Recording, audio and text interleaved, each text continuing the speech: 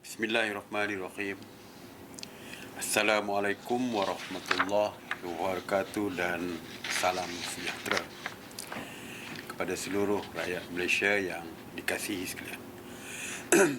Hari ini adalah hari ke-294 PKP dan hari ke-210 PKPP. Usaha kerajaan bagi memastikan rakyat Malaysia selamat sentiasa menjadi keutamaan khususnya dalam fokus terkini, iaitu memutuskan rantaian pandemik wabak COVID-19. Namun yang membimbangkan kita adalah gelombang ketiga penularan COVID-19 di negara ini yang masih berlarutan, dan dari hari ke hari jumlah jangkitan masih merekodkan 4 digit. Lebih membimbangkan adalah kewujudan mutasi baru yang lebih aktif, dan jika mutasi ini menular ke negara kita, itu yang membimbangkan. Dalam masa sekarang ini, usaha secara menyeluruh dibuat bagi memastikan jangkitan gelombang ketiga ini berjaya dilandaikan. Sehubungan dengan itu, usaha adalah menuntut kerjasama semua pihak, khususnya diri kita sendiri, bagi memutuskan rantaian wabak ini.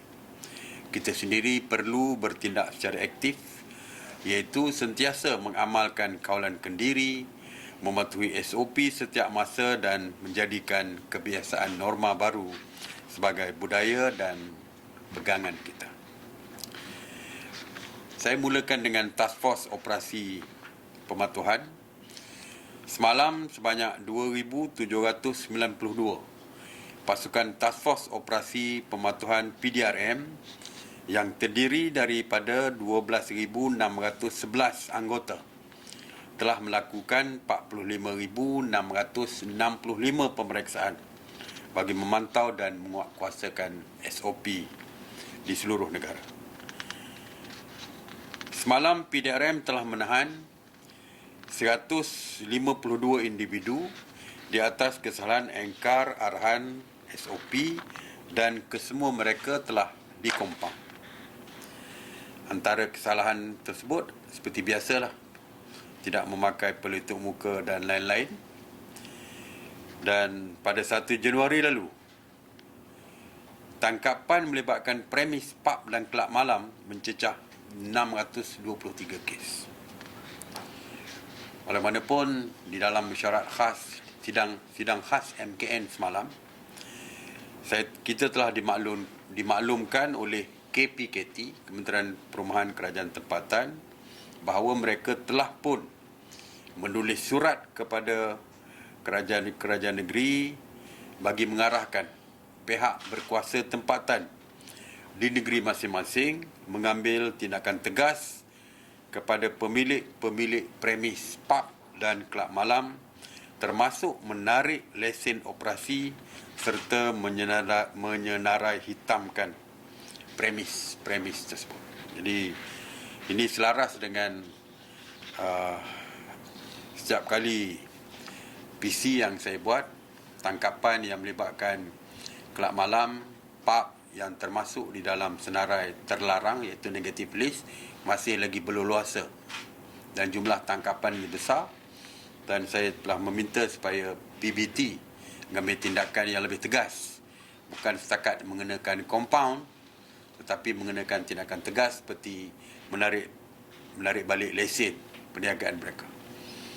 Tetapi tiada tindakan dilakukan, dan semalam KPKT sendiri telah mengambil tindakan untuk meminta pihak PBT mengambil tindakan tersebut. Mengenai kawalan sempadan, Ops Benteng dengan terus dilaksanakan dengan mengawal ketat sempadan negara dari dibolosi oleh pendatang asing, dan semalam Ops Benteng telah berjaya menahan 29 parti serta merampas 4 kenderaan darat dan 3 bot ataupun kapal dalam operasi yang diadakan di seluruh negara. Sekatan Jalan Raya Ops Benteng juga dijalankan di seluruh negara dan semalam sebanyak 109 sekatan jalan raya telah pun dilaksanakan. Mengenai operasi sanitasi awam, semalam sebanyak 45 operasi sanitasi telah dilaksanakan di seluruh negara. Sanitasi semalam melibatkan 270 anggota Jabatan Bomba dan Penyelamat Malaysia, 14 anggota pihak berkuasa tempatan dan 38 jentera bomba dan penyelamat.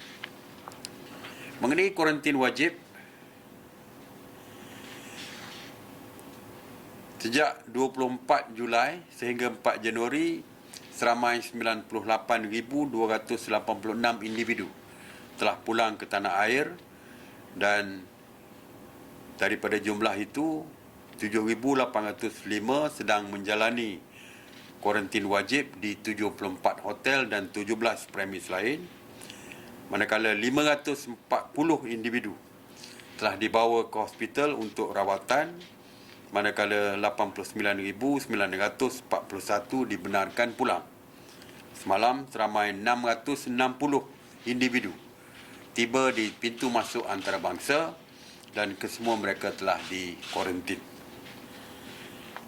Mengenai tapak binaan, sejak 20 April 2020 sehingga 4 Januari 2021, sebanyak 14,145 jumlah pemeriksaan telah dilakukan oleh CIDB yang melibatkan 8,033 tapak binaan di seluruh negara.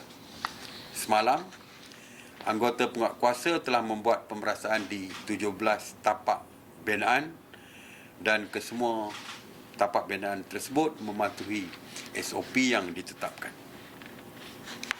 Mengenai saringan wajib pekerja asing, bermula 1 Disember 2020, kerajaan telah mengarahkan semua pekerja asing khususnya di 6 negeri iaitu Selangor, Negeri Sembilan, Pulau Pinang, Sabah, wilayah Persekutuan Kuala Lumpur dan Labuan menjalani ujian saringan COVID-19 dan kos akan ditanggung oleh majikan masing-masing. Sehingga 4 Januari, KSM ataupun Kementerian Sumber Manusia telah menjalankan saringan COVID-19 terhadap 99,163 pekerja warga asing yang melibatkan 3,536 majikan. Daripada jumlah itu, 2,079 telah disahkan negatif, manakala 97,084 adalah negatif. Jadi sebab itu saya katakan bahawa kita akan melihat dari segi jumlah peningkat kes meningkat ini setiap hari. Kerana saringan telah sedang dilaksanakan terhadap pekerja-pekerja warga asing ini dan result ataupun keputusannya akan keluar setiap hari juga. Jadi sebab itulah kita akan nampak kes positif ini agak tinggi. Sehingga kini sebanyak 758 klinik telah terlibat di dalam program saringan ini. Kerajaan telah menguatkuasakan arahan ini bermula 1 Januari di bawah Akta 342 ni, di mana majikan yang gagal mematuhi arahan ini akan dikenakan tindakan undang-undang. Ini wajib. Sebelum itu kita arahkan telah pun dilaksanakan sejak 1 Disember, tapi kerana ramai majikan yang agak kurang bekerjasama, jadi arahan mulai 1 Januari kalau majikan gagal untuk menghantar pekerja mereka untuk disaring, maka tindakan undang-undang akan diambil kepada mereka dan penalti serta tindakan mahkamah boleh dikenakan terhadap majikan ini. Malah saya telah berbincang dengan pihak Jabatan Imigresen Malaysia. Jika ada majikan yang masih enggan, tidak mahu bekerjasama dan pekerja mereka masih belum dihantar untuk menjalani ujian saringan, kita boleh meminta Jabatan Immigration untuk membatalkan permit kerja mereka. Jadi kita boleh bertindak sehingga ke tahap membatalkan permit kerja pekerja-pekerja warga asing ini. Jadi kalau mereka tidak mempunyai permit kerja yang dibatalkan, maka mereka tidak berhak lagi bekerja di tempat kerja mereka dan mereka mungkin boleh dianggap sebagai tidak sah berada di negara kita. Saya ingin maklumkan sedikit mengenai penggunaan apps aplikasi MySejahtera. Kerajaan sebelum ini telah mewajibkan premis-premis perniagaan di seluruh negara menggunakan aplikasi MySejahtera serta menggalakkan rakyat untuk memuat turun dan mengaktifkan aplikasi tersebut, melainkan di kawasan-kawasan yang tiada liputan internet, yang mana pemilik premis boleh merekodkan butiran secara manual. Why kita wajibkan ketika itu? Kerana di negeri-negeri juga mempunyai apps mereka.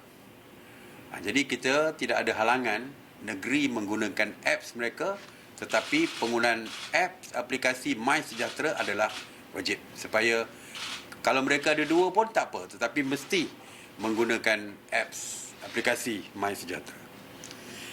Sehingga kini lebih 26.3 juta ataupun 26,334,428 pengguna telah memuat turun dan mengaktifkan MySejahtera, manakala lebih 1.4 juta premis perniagaan telah mendaftar dengan aplikasi ini. Semalam seramai 44,607 pengguna telah memuat turun aplikasi ini, manakala 19 juta telah menggunakan aplikasi ini bagi tujuan merekod daftar masuk. Jadi orang ramai adalah dinasihatkan untuk memuat turun dan mengaktifkan aplikasi MySejahtera bagi memudahkan pengesanan kes COVID-19. Saya ucapkan terima kasih kepada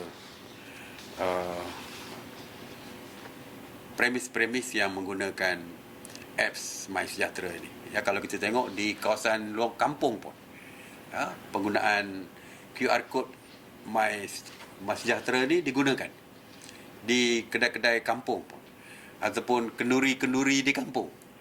Mereka menggunakan QR code untuk mengimbas MySejahtera ini. Jadi alhamdulillah, saya harap penggunaan itu diteruskan. Mana yang belum mempunyai QR code dan sebagainya, eloklah mula menggunakan QR code ini.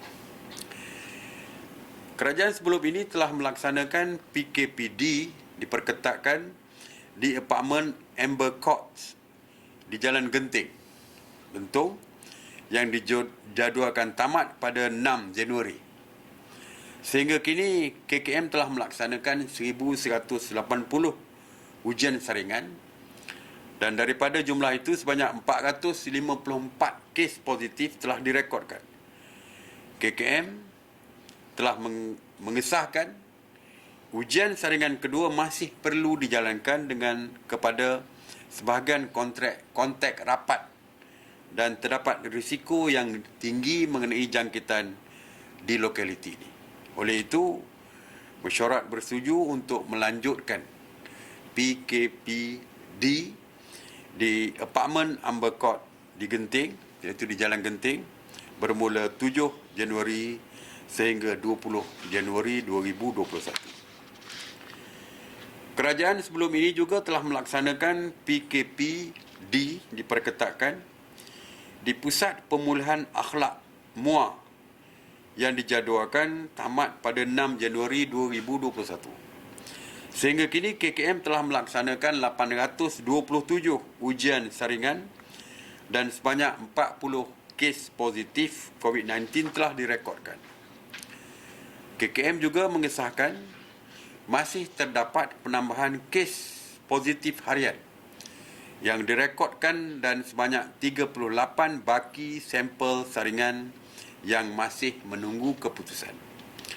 Atas nasihat dan penilaian risiko oleh KKM, kerajaan bersetuju untuk melanjutkan lagi PKPD diperketatkan di Pusat Pemulaan Akhlak MUA bermula 7 sehingga 20 Januari 2021. Beberapa negeri ketika ini sedang dilanda banjir, di mana dua negeri paling terjejas teruk ketika ini iaitu Pahang dan Johor. Agensi Pengurusan Bencana Negara NADMA memaklumkan sehingga jam 8 pagi 5 Januari, seramai 13,218 mangsa banjir telah dipindahkan di Pahang, manakala 5,484 mangsa lagi di Johor. Pagi tadi saya juga mengadakan sidang media dan telah mengumumkan atur gerak anggota dan aset-aset Angkatan Tentera Malaysia bagi membantu NADMA di negeri-negeri yang terjejas banjir melalui pelaksanaan OPS murni ataupun operasi murni. Selama 4,983 pegawai dan anggota ATM serta pelbagai aset termasuk 800 truk, bot, 197 bot dan lain-lain aset telah diatur gerak.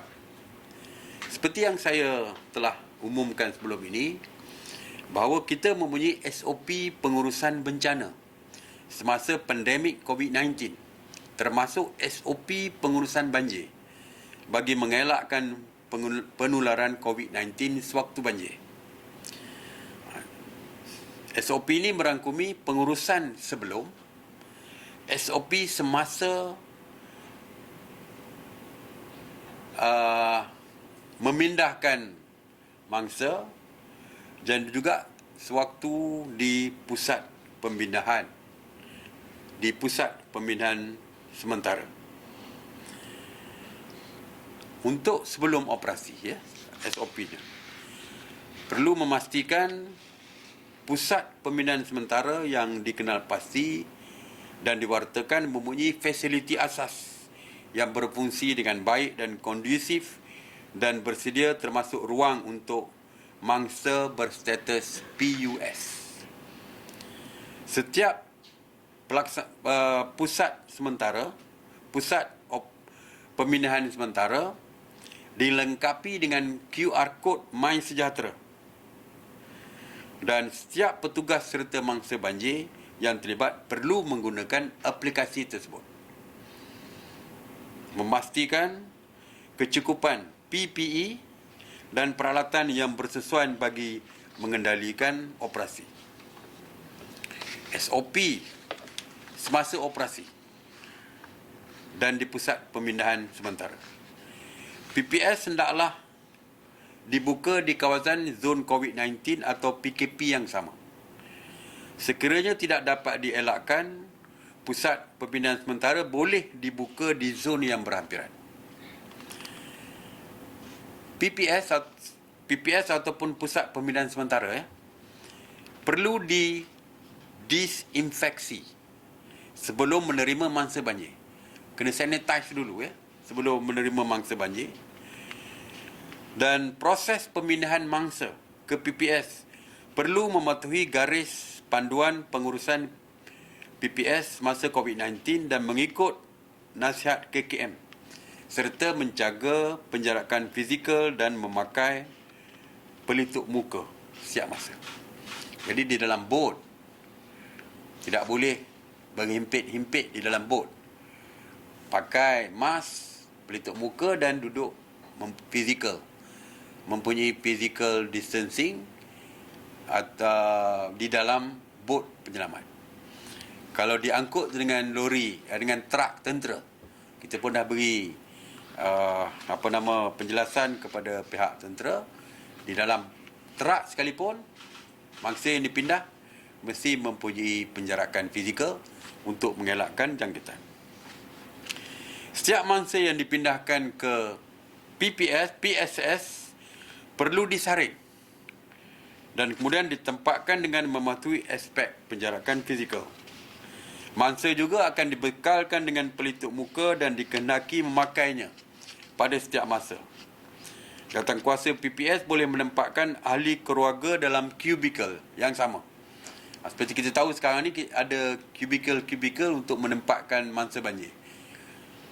Di dalam untuk keluarga boleh diletakkan di dalam kubikel yang sama. Bagi mangsa yang bergejala, mereka akan dirujuk ke klinik kesihatan dan kemudiannya diasingkan di ruang pengasingan khas yang disediakan. Kita sebenarnya meminta kepada pihak pusat pengurusan bencana daerah untuk menyediakan tempat yang lebih banyak jikalau mangsanya ramai. Sebab kita nak mengelakkan kesesakan berlaku di dalam kawasan pusat pemindahan sementara tersebut. Kalau dulu kita lihat ramai yang duduk bersesak, tidur atas lantai dan sebagainya. Sekarang ni kita minta supaya kalau tak cukup tempat pemindahan, pihak jawatan kuasa pengurusan banjir bencana di daerah perlu memperbanyakkan tempat. Dan juga mesti dipastikan dari segi kebersihan, tandas dan sebagainya mesti sentiasa dipantau dan dipastikan bersih. Mengenai penyediaan makanan juga, kalau dulu biasanya dibuat seperti kenduri, dengan memasak beramai-ramai, makan beramai-ramai dan sebagainya. Kini dengan SOP baru, penyediaan makanan dan minuman adalah secara berbungkus dan tidak boleh ada sebarang aktiviti memasak bergotong royong beramai-ramai sepanjang perpindahan tersebut. Aktiviti berkumpulan juga tidak dibenarkan. Dan penjarak lawatan mangsa kepada mangsa juga tidak dibenarkan. Jadi kalau dulu ramai orang datang melawat dan sebagainya, jadi tidak dibenarkan. Semua kawasan tertutup di PPS dibiarkan terbuka bagi membolehkan peredaran udara yang mencukupi untuk mengeluarkan partikel yang tercemar. Mengenai SOP pelaksanaan selepas operasi, kita memastikan langkah-langkah wajar diambil ketika proses menghantar pulang mangsa. Mangsa dibekalkan dengan pelitup muka dan dikehendaki memakainya setiap masa, memastikan penjarakan sosial ketika dalam kenderaan, ketika dihantar pulang.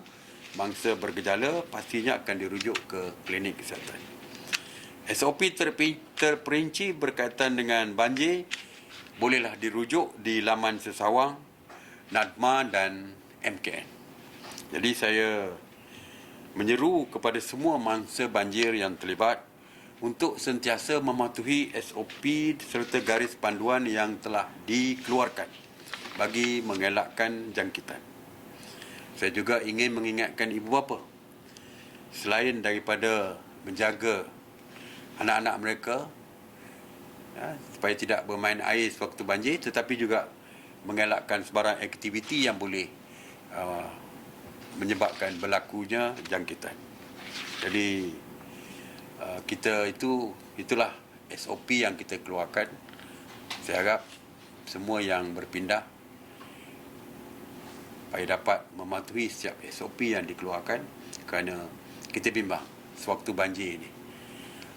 Bukan saja kita ingin nyawa kita diselamatkan supaya tidak terlibat dengan arus deras banjir, tetapi juga kita perlu menjaga nyawa kita dengan mengelakkan daripada dijangkiti oleh virus.